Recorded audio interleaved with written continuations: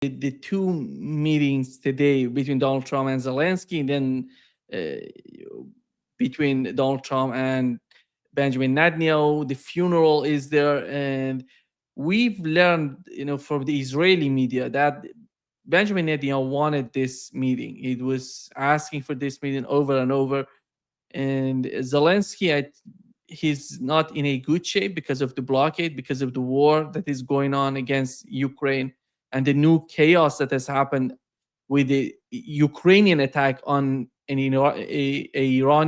Iranian ship, cargo ship, which was supposed to come from, to go from Russia to Iran, then was hit in the Caspian Sea. Iranians said that they're going to respond. Then today, just moments ago, the foreign minister of Ukraine came out and tweeted that he called and talked with the Iranian foreign minister. He said that he's prepared to do whatever it takes to de-escalate, to avoid the escalations. This is what's going on. But when it comes to the meeting, Robert, what are the main objectives of Benjamin Netanyahu and Zelensky? So, I mean, they're both begging for war, and more war in one way, shape, or form. This is considered a decisive and determinative week. And the build-up last week, the president held an event at Bedminster right before the World Cup final at his country club, at his club there in New Jersey. Richard Barris, a well-respected pollster within Trump world, was invited to a black tie event, and he lobbied the president and his staff and team that he really needed to get out of Iran, that they were facing severe political problems in the fall if he didn't get out of Iran quickly. And he further recommended, he said, whenever you get the chance, use the next meeting with Bibi to smack him around in front of the world. And the advice was that Trump is perceived as deferential to Bibi, not only deferential to Bibi, but the very crude images that are shared of Trump and Bibi, Barris reminded the president of, and said that's how the world perceives you right now and how America perceives you right now, and you need to reverse that. So use it as, and then people like Elbridge Colby, Undersecretary of Defense, with Vice President Vance, were even putting forward specific policy proposals, such as advising Bibi Netanyahu today when he's here to withdraw from Lebanon, withdraw from Syria, and withdraw from Gaza, and let the Gaza peace deal go forward in some meaningful form without Israeli constant presence and breaches of that ceasefire. They need Israel out of Lebanon as a substantive action that they can use to try to get Iran to agree to reinstate the Memorandum of Understanding. And they know that they need Israel out of Syria to satisfy Erdogan, who's very unhappy with their presence there, because of his, otherwise they're leading to a Turkey-Israeli war, which is what Bibi Netanyahu was actually lobbying the president the last time he came in February.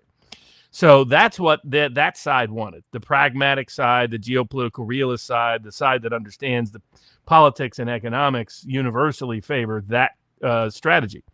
Then you have the Israel lobby. The Israel lobby was pitching and pushing for Trump to go back in and escalate kinetically against Iran, to not agree to any memorandum of understanding or restoration of the prior memorandum of understanding, to not release any sanctioned monies of any kind, but instead use the sanctioned money to fund various U.S. projects in the region, and to at a minimum, attack Pickaxe Mountain. That was what was publicly being pitched. Privately was another wave of decapitation strikes on the Iranian regime under the illusion that the Iranian public is much more pragmatic and wants an exit to the conflict, and it's the leading members of the government that are the hardliners. When it's quite literally, as Suleiman Ahmed revealed when he recently visited Iran and talked to people on the ground, but also a wide range of public opinion data, including from the University of Maryland, equally confirm. Iranian public now favors getting a nuclear bomb, and Iranian public now disfavors diplomacy as a solution, favors kinetic responses to any intrusion on their sovereignty. They see the Strait of Hormuz as part of that sovereignty. Over 80% of Iranians want a toll to be charged on the strait. Most Iranians are calling out for some form of vengeance, public vengeance against the West for what took place. So the Iranian leadership is not in a position to even reinstate the MOU, and this is understood by Vance and his side of the team. They knew how difficult it was to even get that through in the first place because of Iranian public opinion hardening.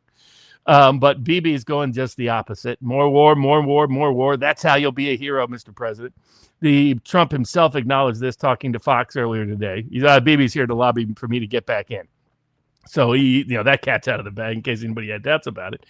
And Zelensky's doing the same thing. And what happened with the Ukrainian attack on the Iranian vessel, that has the forensic fingerprints of the CIA on it. So, I mean, how did Ukraine know where and have the satellite logistics in live time to hit an Iranian vessel in the Caspian Sea? That's because the CIA, and to give you an idea how nuts these people are, various CIA apparatchik types, your deep state folks, whatever label you want to put on them, people around the citadels of power in the military industrial complex and the intelligence and military apparatus of both Europe and the United States, but especially the U.S., currently want to get Lebanon into a civil war with Hezbollah, want the Syrian head chopper involved in a war between Israel and Turkey and Lebanon, all three at the same time. Want the Iraqi prime minister to start a new civil war against the Iraqi Shia militias. They want the Houthis and the Saudis to be at an all-out war in their region, while also escalating against not just Iran and not just Russia, but, while they're at it, put in 500% tariff sanctions on Russia and Iran that really aren't on Russia and Iran. They're on the purchasers of Russian Iranian products. And who is that?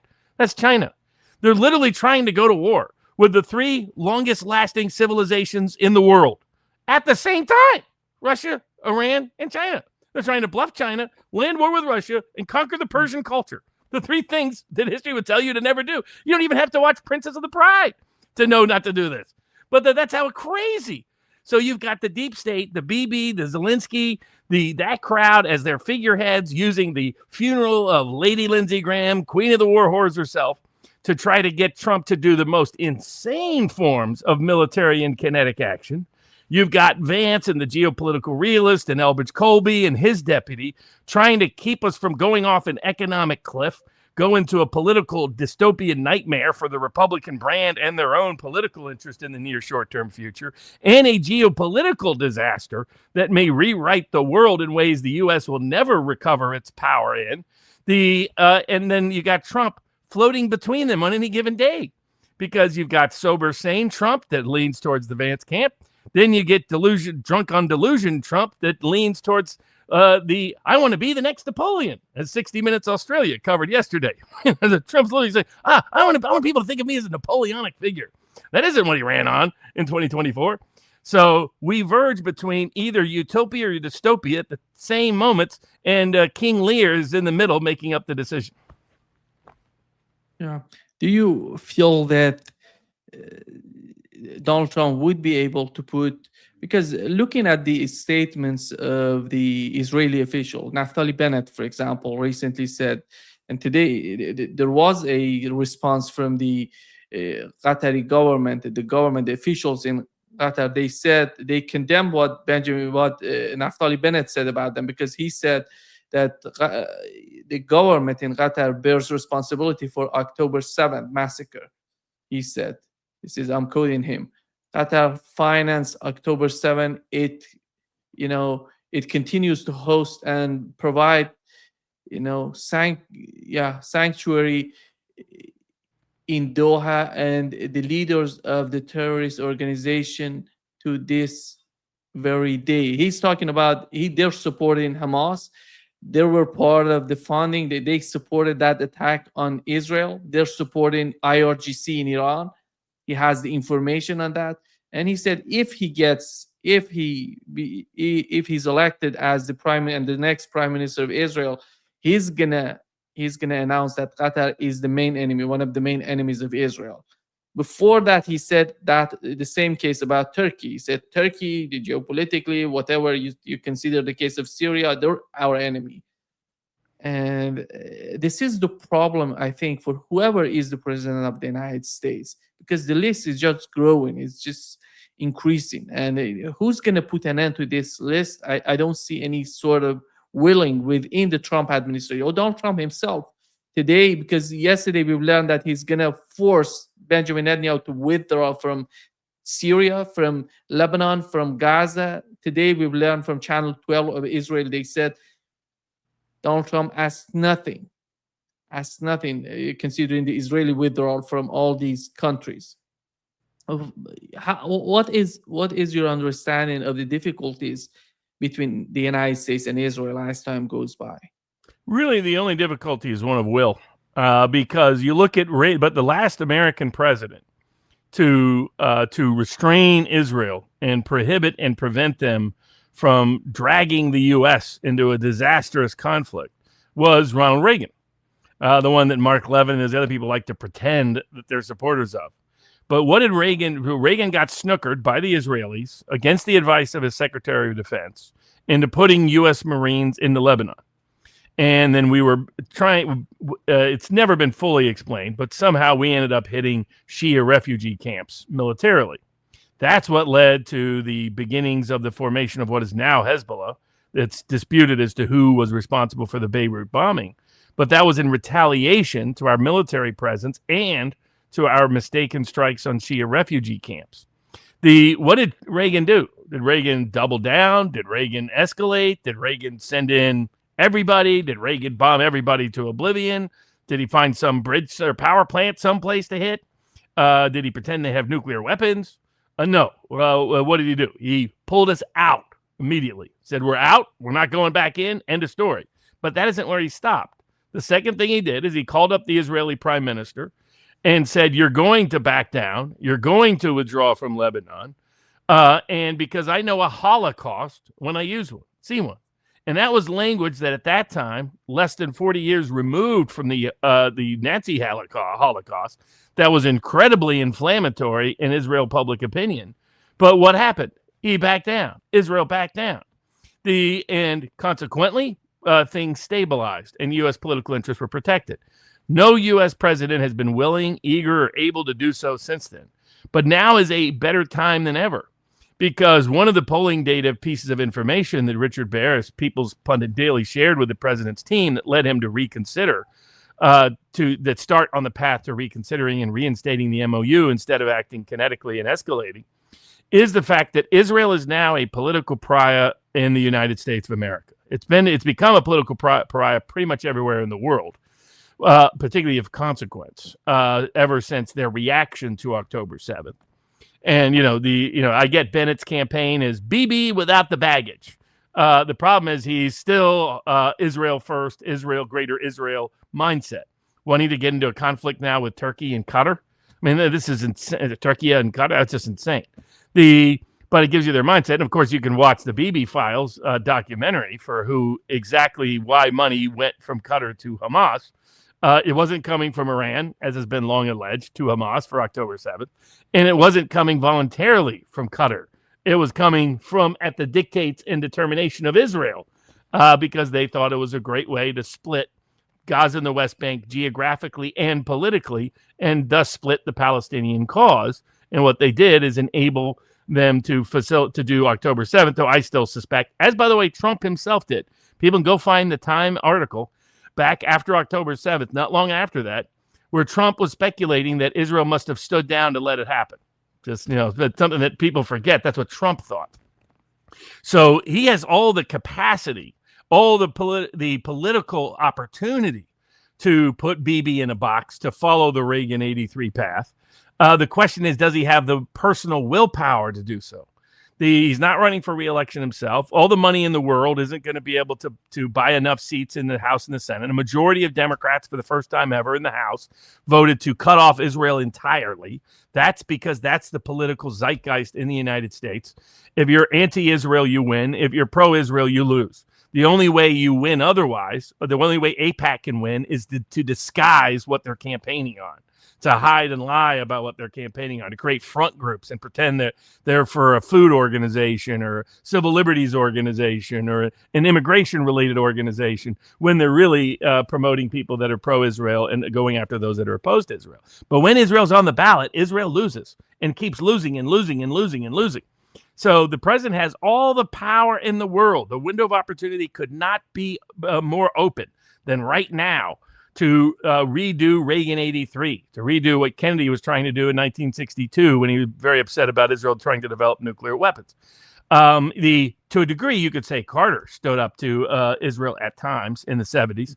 But, after the wall fell, no presidents had the courage to do so. Trump's perfectly suited to do so. Politically, he's best suited to do so in the sense of that's what the public wants, and if he wants to have any chance not to get wiped out. But a lot of us are still suspect and skeptical that he acts the personal willpower to do so. I can tell you he hates being called BB's bitch. So I've told people around the president, keep saying, hey, here's what other people keep saying about you. That gives him. But if we don't see him slap BB down today publicly, he's not going to. Then the only question is, does he let BB take him back into that perilous path of escalation with Iran or these other disastrous wars they're trying to start all over the Middle East?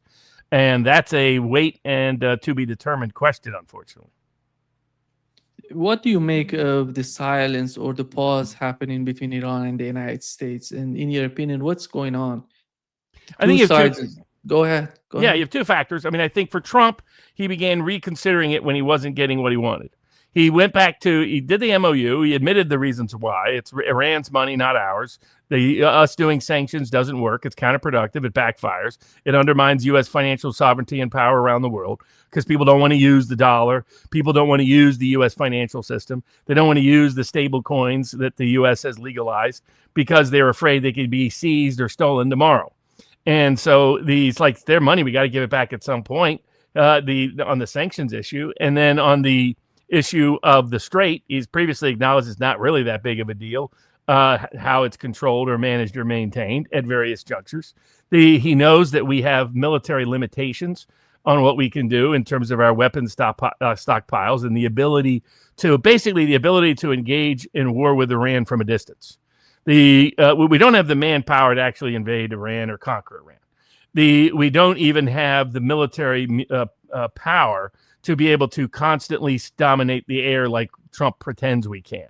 Last time we tried that, we had to do an emergency rescue mission because a colonel went down behind the lines and Trump panicked that whole 48 hours. So badly they had to kick him out of the Situation Room. So, so the only thing we can do is munitions from a distance. And on the offensive side. And on the defensive side, the only thing we can really do, because we have not been able to take out their capacity to either make or fire drones, make or fire missiles. That means we've got to have interceptors in place, and we've got to be able to have some advanced time frame so that they don't know where we're operating at any given moment, any given time. As Dr. Parsi has confirmed, it is apparent that Iran now has real live time satellite information. That's not likely coming from Iran satellites. To have that degree of detail, like the ones that they hit Jordan with, which I think was Iran's way to wake up the U.S., meant that either the Russians or the Chinese, most likely the Russians, are providing live time tech saying, here's where your troops are moving around. Here's where they're moving this. Here's where this plane is. Here's where this ship is. In such refined detail that now the Iranian missiles that appear to also have enhanced technology, Chinese technology contained within them, are hyper accurate in real time, not just in real location.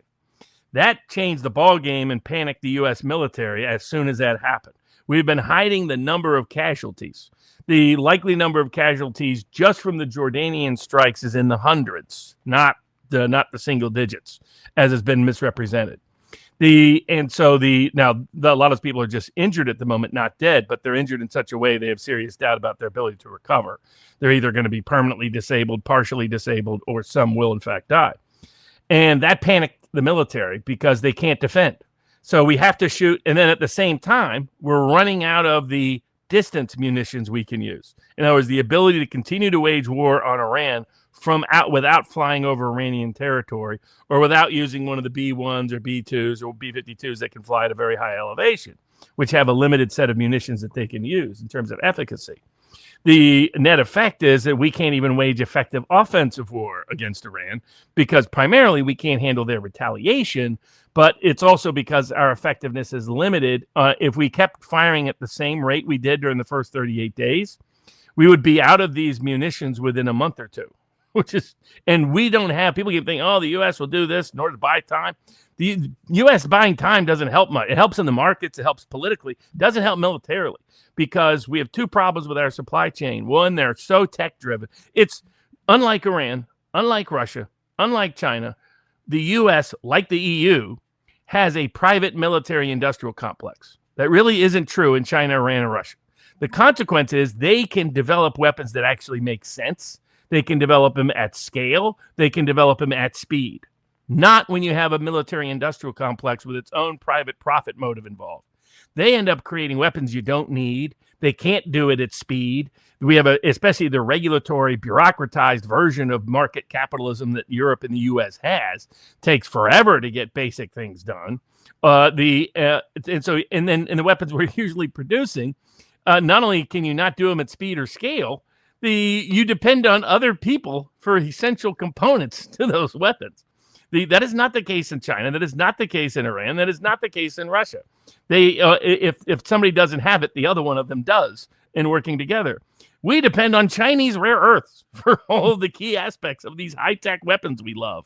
The high-tech weapons that mostly failed in Ukraine. If you've been people have watched that for 4 years, it was like one long ad against the U.S. military industrial complex.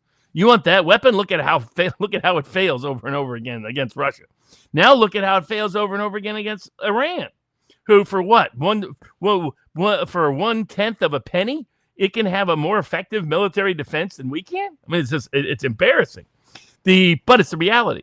So he was told that. So he knows the political reality is get out, get out, get out. You can't stay in. He knows the economic reality is we're hitting the very beginnings of the edge of our strategic petroleum reserves. The whole world is. Refining capacity is particularly problematic. The crack spread is the real spread. We can manipulate the oil, the paper markets, futures markets for forever, but we can't manipulate the price at the pump that easily, or the price, whether it's diesel or gas. And diesel goes into all of our storage and a lot of our agriculture and a lot of our supply chain across the country. The way we get products from A to B is by diesel more often than not, whether it's shipping or trucking. And so you add all that together. Those are things everybody can see. Barris's latest polls, the number of Americans willing to pay even $4 a gallon was in the single digits for the Iran war. That gives you how despised this war is. So while the Iranian public is screaming more, more, more, the U.S. public is screaming less, less, less. That's where Trump is getting squeezed with a kinetic limitation and an economic limitation happening at the same time as we get closer and closer to that cliff. So those are the motivating factors for the U.S.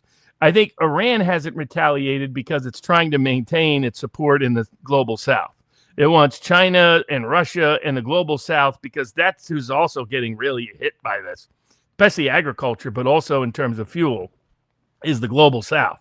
China's main customer base for a lot of its export-driven economy at the moment. So, and the geopolitical base that both China and Russia depend on in world public opinion. So I think Iran wants to maintain that image of we only retaliate when attacked. So we're strong and we have a real deterrent effect, and we're going to control the strait and consider developing our nuclear capacity as our mechanism of deterrence, but we're never going to initiate the action. Just like they didn't initiate it with Israel unless Israel initiated with them. And they're seeing this here. And I know there are critics on the Iranian side saying, no, that allows Trump to start and stop whenever he wants. But it's consistent with but from the Iranian perspective, if they're controlling the strait, is it really Trump dictating the tempo of this conflict?